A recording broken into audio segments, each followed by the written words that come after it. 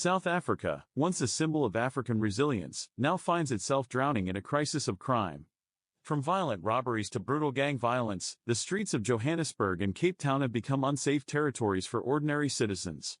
And yet, what is the plan from President Cyril Ramaphosa to stop this tide? Shockingly, instead of looking inward or within Africa for tested solutions, the president is turning to America for help.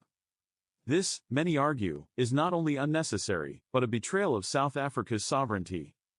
Consider El Salvador, a nation that, just 8 years ago, was overrun by gangs and criminal networks far worse than those in South Africa today.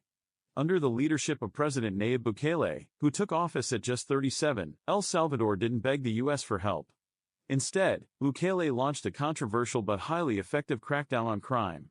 He restructured prisons, isolated gang leaders, and reclaimed the streets.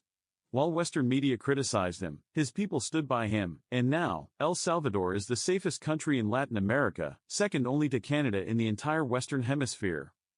Ironically, the same United States that once condemned Bukele is now applauding him and even signing prison reform deals with him under Trump's leadership. That begs the question, what exactly is Ramaphosa waiting for? Please subscribe, like and share. Meanwhile, across the Atlantic, nations like Haiti and Venezuela continue to spiral into chaos. Gangs in Haiti have nearly overtaken the capital. In Venezuela, organized crime and corruption suffocate the economy. These are cautionary tales of what happens when leaders either lose control or hand it over to foreign powers.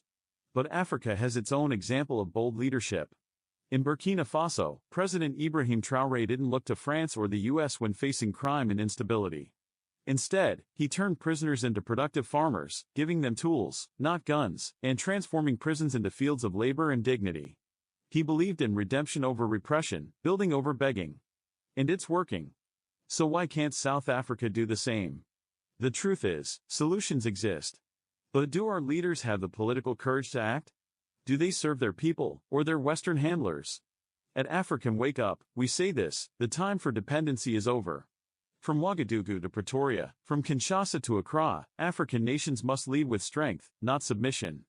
Crime is not just a policing issue, it's a leadership test. South Africa, it's time to wake up.